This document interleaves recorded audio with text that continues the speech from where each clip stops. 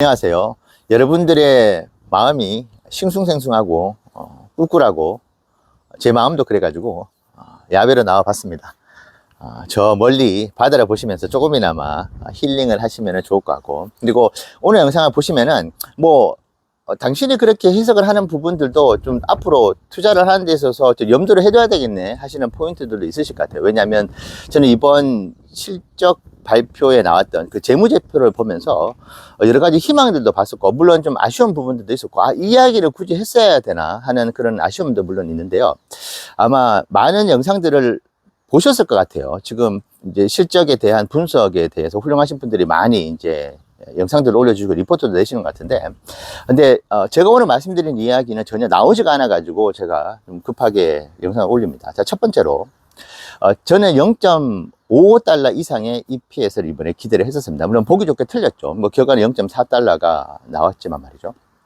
자, 그러면 제가 왜 이것이 틀리는지를 한번 제가 냉정하게 재무제표를 보면서 봤는데, 다행스럽다고 해야 될까요? 일단 모델 Y 주니퍼의 양산, 그것이 이제 본궤도에 올라오면서 할인이 거의 이루어지지 않으면서 신차였기 때문에 이제 정가로 판매가 됐었죠. 그렇기 때문에 자동차 자체로만 놓고 봤을 때 약 20%의 매출이 올라갔었습니다. 지금 재무제표상으로 보면은. 자, 그 뜻은 실제로 영업이익률에 큰 기여를 했다고 볼 수 있겠죠. 왜냐하면 차량 판매 가격이 6만 대 정도 빠졌음에도 이제 매출액 자체는 나쁘지 않은 성적을 기록했기 때문이죠. 자, 그런데 영업이익률, 제가 그렇게 기대했던 영업이익률이 4%에 머무를 수밖에 없었네요. 그 이유가 하나 있었죠. 왜 이 이야기를 안 하는지 모르겠습니다. 자, 기업 활동을 하다 보면은 다양한 비용이 발생하는데, 우리가 가장 건설적이고 의미 있게 충분히 인정하고 가치를 부여하는 비용이 있죠. 바로 연구개발비입니다. 2024년 2분기 때 테슬라가 10억 7천만 달러의 연구개발비를 투자를 했어요. 그 역시도 적은 돈이 아니죠. 자, 근데 올해 2015년 2분기 때 자그마치 15억 8천만 달러의 연구개발비를 쏟아부었습니다. 그러니까 하나로 2조 2천억 원을 이번에 넣었어요. 자, 그럼 이것이 어느 정도 수치냐? 전년 동기 대비해서 봤었을 때도 거의 5억 달러가 넘어가는 연구개발비가 더 들어갔습니다. 그럼 이것이 7천억 원이 되는 것이잖아요. 하나로 거의 이제 1조에 가까워질 수 있을 만큼 이제 7천억 원의 투자, 그 연구개발비의 투자가 추가로 들어갔습니다. 자, 그럼 이것을 만약에 2024년 2분기 때처럼 이제 약 10억 7천만 달러만 썼다. 그래서 7천억 원을 세이브를 할 수도 있었잖아요. 뭐 연구개발 지금 당장 안 해도 좀 뭐 한 분기 늦췄어도 될 수 있다고 만약에 테슬라 본사에 생각을 했었다면은, 그러면 이번에 테슬라의 EPS는 0.7달러가 되었을 겁니다. 근데 우려를 했었던 천문학적인 일회성 비용이 나왔을 경우에 EPS가 안 좋을 수도 있다는 말씀을 들었었는데, 이거는 일회성 비용은 아니었죠. 매우 의미 있는 곳에 돈을 썼습니다. 그러니까 미래의 테슬라 주가의 펌핑을 만들기 위해 가지고 이번에 좀 희생을 했다. 이게 뭐 몇백억 수준도 아니고 7천억 원의 연구개발비가 추가로 들어갔다는 것은 미래에 이 연구개발비를 쏟아부으면서 지금도 압도적인 기술력을 가지고 있는데 더 경제적 혜자를 가질 수 있을 만큼의 기술력을 확보를 하겠다는 뜻으로 저는 받아들여졌습니다. 그래서 저는 3분기 때를 지금 이번에 2분기를 보면서 자동차의 판매 가격이 높은 영업이익률을 만들어줄 만큼의 안정감 있게 판매가 2분기 때도 되었었다. 물론 3분기 때 할인 프로모션을 또 걸 수도 있겠지만은, 그래도 그 부분들이 뭐 2025년 1분기 때처럼 그렇게 완전히 이제 떨이식으로 판매를 하는 그런 뭐 너무나 큰 폭의 할인을 하면서 자동차를 팔지는 않을 것이다, 그렇게 생각하고 있기 때문에 이제 3분기를 조금 긍정적으로 저는 바라보려고 합니다. 물론 시장에서는 이런 심리도 존재할 것 같아요. 테슬라가 지금 굳이 얘기를 안 했어도 좋을 것 같긴 하지만 어쨌든 거의 1년 동안 테슬라의 미래가 조금 힘들 수도 있겠다. 그 미래가 힘들 수도 있다는 것은 테슬라 실적이 잘 안 나올 수도 있겠다는 이야기를 한 것이잖아요. 그래서 아마 개인 투자자분들이나 기관에서도 그러면 테슬라가 미래를 위해 가지고 연구개발비를 계속 공격적으로 더 투자를 할 수도 있겠네라는 생각을 이번에 재무제표를 보면서 이야기를 했을 것 같아요.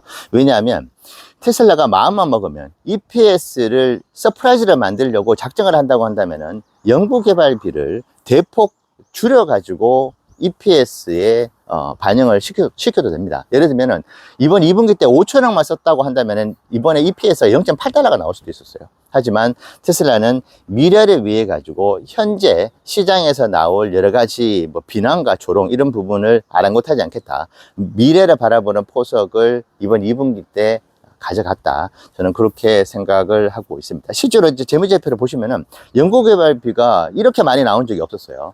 그러니까 2025년 1분기까지 하더라도 거의 10억 달러 수준, 거기서 조금 이제 플러스 마이너스로 연구개발비가 지출이 됐다가 이번 2분기 때 대대적으로, 그래서 H100 칩 있잖아요. 그것을 대규모로 작년에 약 13조 원 정도 이제 판매 계약을 했다, 구매 계약을 했다는 이야기가 있었는데 그 부분이 이번에 반영이 된 건지 아니면 추가적으로 더 많은 다른 영역에서 연구개발비가 나온지는 모르겠는데 이 부분이 큰 어떤 이번에 EPS를 낮추는 데 역할을 했다. 근데 저는 미래를 봤었을 때는 바람직했었던 테슬라의 어떤 행보였다, 그렇게 말씀드리고 싶고, 근데 지금 이제 저가형 전기차에 대해서 좀 실망스러웠다, 그것 때문에 주가가 현재 빠지고 있다고 말씀도 하셨는데, 저는 이 저가형 전기차 이야기가 나오지 않기를 바랬어요. 나온다 하더라도 조금 뭐랄까요, 조금 그냥 흐지부지 넘어가는. 근데 지금 양산 준비가 이제 끝났고 대량 생산으로 들어간다는 것을 이제 얘기를 하면서 4, 4분기 때 본격적으로 판매를 하겠다는 이야기를 했죠. 근데 이제 표면적으로 봤을 때는 매우 긍정적인 이야기이긴 한데, 저는 그 이야기가 나옴과 동시에 3분기 때 테슬라의 주니퍼 모델 3의 판매량에 악영향을 줄 가능성이 저는 있다고 봅니다. 이게 지금 4분기 때 양산이 돼가지고 판매가 된다. 그러면 5, 6개월만 기다리면은 훨씬 더 매력적일 수 있는, 가격적으로 말이죠. 근데 성능에서도 별 차이가 없는 차가 출시가 되는, 그럼 나는 기다려야 되겠네 라는 심리를 좀 강하게 주면 어떡하나. 그러면 3분기 때 제가 기대하고 있는 인도량의 상승을 좀 저해하지는 않을까, 그런 생각을 좀 하게 됐거든요. 그래서 많은 분들께서는 저가형 전기차에 대해 가지고 뭔가 확실하게 이야기가 나와주면 좋겠다고 했는데 그 이야기가 나오지 않았는데, 제가 봤을 때는 확실하게 얘기를 한 것 같거든요.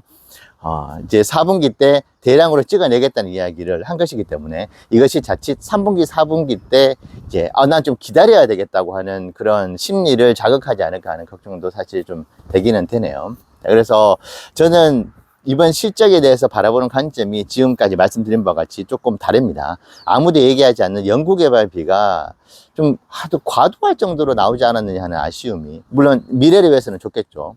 그리고 전기차, 저가형 전기차에 대한 이야기가 아예 나오지 않았어도 되는데 나오면서 이제 판매 심리, 3분기, 4분기에서 판매 심리를 좀 흐트러뜨리지 않을까, 그 걱정도 하게 됩니다. 자, 그럼 주가는 앞으로 어떻게 될 것인가? 207달러를 기록을 했었을 때 2023년 4분기 때 테슬라가 일론 머스크가 가이던스 때 노터블리 로우라고 얘기했었죠. 2024년 전체의 판매량이 너무나 낮게 나올 것 같다고 하면서 가이드라인도 제시를 못했었죠, 연간 인도량을. 그러면서 그 뒤로 138달러까지 떨어졌습니다. 그럼 그 패턴이 이번에도 똑같이 일어난다 그러면은 현재 뭐 310달러 기준으로 봤었을 때 약 30%의 추가 하락이 있을 수 있다. 테슬라의 일론 머스크가 이제 가이던스 때 연간으로 이렇게 뭐 다음 분기가 아니고 1년치를 통틀어서 이 얘기를 해가지고 안 좋을 것이다, 이렇게 얘기한 적은 이번이 두 번째입니다. 2023년 4분기 때 2024년도가 안 좋을 것이다 라고 이야기를 하면서 1년 전체를 그냥 다 공포로 몰아넣었는데, 이번에도 자그마치 내년 상반기 때까지 안 좋다고 했기 때문에 이 1년치에 대한 실망감이 주가에 이번에 반영이 되고, 그리고 나스닥 지수도 전체적으로 매크로부터 해서 이제 조정을 받는 것이 시간 문제라고 하는 이야기도 있잖아요. 그것이 함께 이제 맞물려졌을 때 전 최악의 경우에는 200달러 초반까지도 하락을 할 수도 있다.